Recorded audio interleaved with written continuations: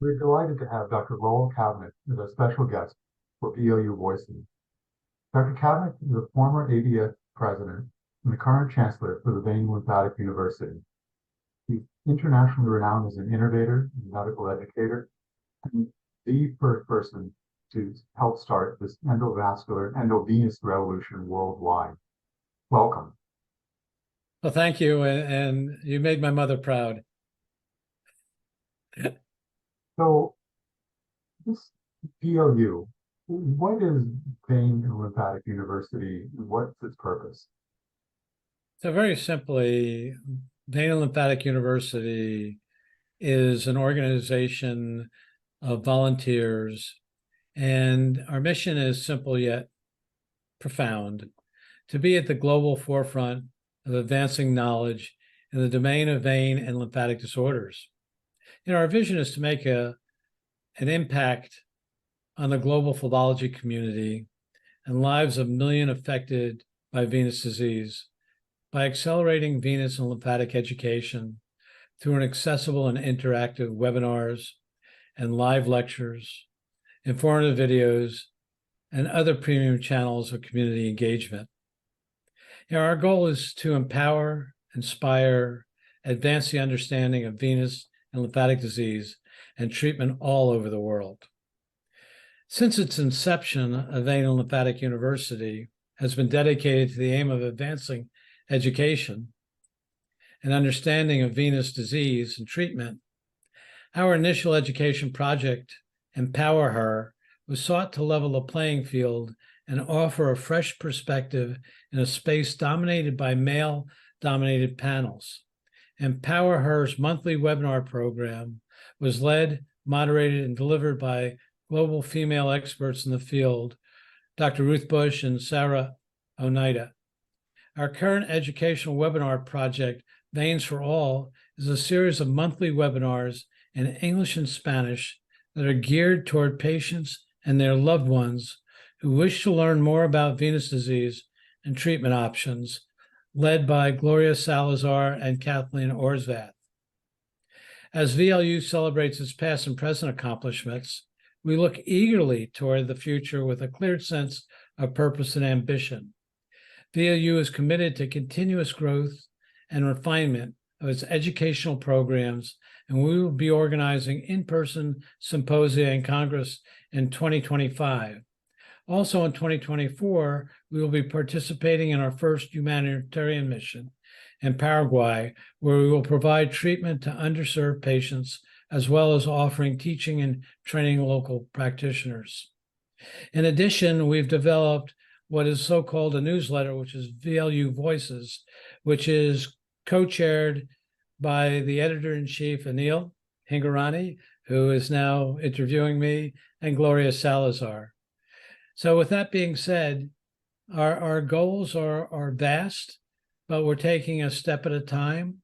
We have over 2,000 volunteers at this point, and we look to increasing our volunteership. I hope that I answered your question. Absolutely.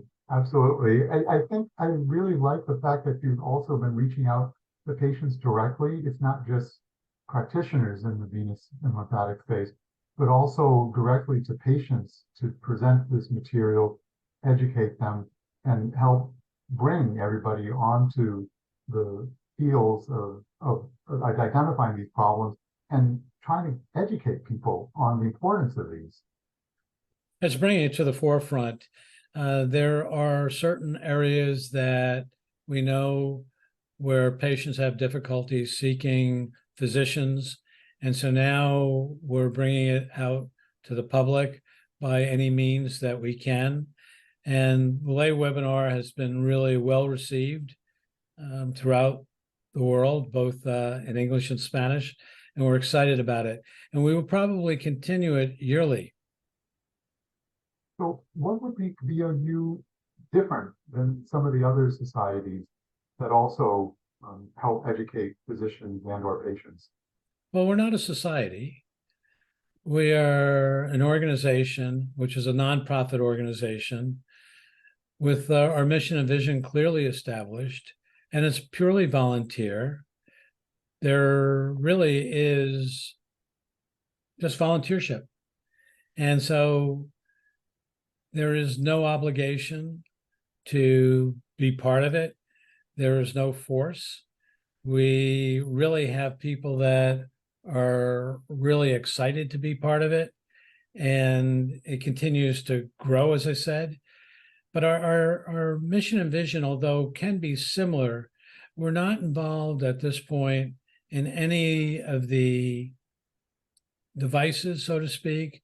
We're not involved in any of the commercial aspects of medicine, although that may change as we grow and take a different focus. But we're not involved in that. We don't have an annual meeting at this point. We just have a series of webinars and podcasts, as well as our voices, which then makes me want to ask you a question as our editor-in-chief of VLU Voices. How did it start, and where are you going with it? Well, VLU Voices was in large part due to Dr. Victor Nada and Dr. Raul Cabinet. So this vision of trying to support VLU with online educational material that would be available to these practitioners worldwide. And I think having it in English and Spanish is going to be the way to go, get it captured as wide an audience as possible, especially here in the Western Hemisphere. But education is still the core of this. And again, volunteers really run this. There's really no financial gain per se for this so far. But having the education has several components, right? We not only want to talk about new devices and new technologies, as Dr. Kavanagh has been a pioneer in this, the pioneer in this on multiple fronts.